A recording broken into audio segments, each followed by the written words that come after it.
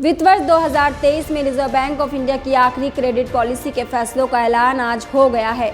RBI के governor Shaktikanta Das ने सुबह 10 बजे से एमपीसी की बैठक के नतीजों के बारे में जानकारी दी।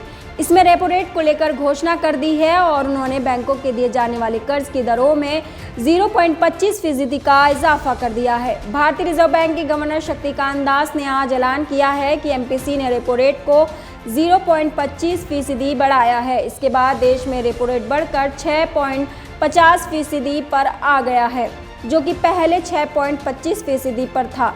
एमपीसी के 6 सदस्यों में से 4 सदस्यों ने इसके पक्ष में वोट किया। रेपो रेट में ये बढ़ोतरी लगातार छठी बार है जब क्रेडिट पॉलिसी में आरबीआई ने इजाफा किया है। इस तरह लगातार 6 बार दरें बढ़कर आरबीआई ने कुल 2.050% का इजाफा रेपो रेट में कर दिया है और ये 6.50% पर आ गया है। आरबीआई के रेपो रेट बढ़ाने के बाद सरकारी निजी बैंक से लेकर housing finance company home loan के ब्याज दरों में बढ़ोतरी करेगी, जिसके बाद आपकी ईएमआई महंगी हो जाएगी। आइए बताते हैं कितनी महंगी हो जाएगी आपकी ईएमआई।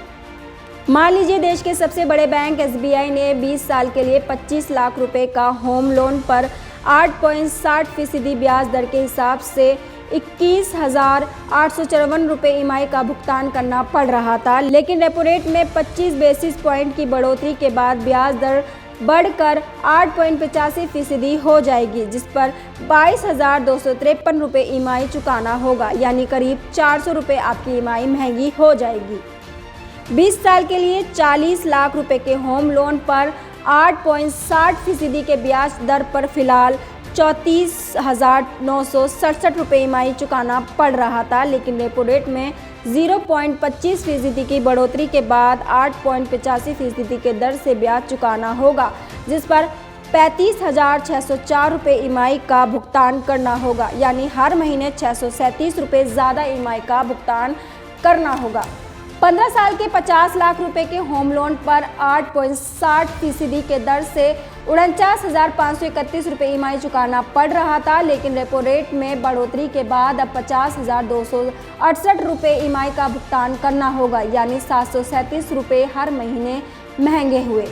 गवर्नर शक्तिकांत दास के अन्य ऐलान क्या हैं, आइए जानते हैं। आरबीआई के गवर्नर शक्तिकांत दास ने कहा है कि ग्लोबल इकोनॉमिक और महंगाई के आंकड़ों में हो रहा उतार चढ़ाव भारतीय अर्थव्यवस्था पर भी असर डाल रहा है।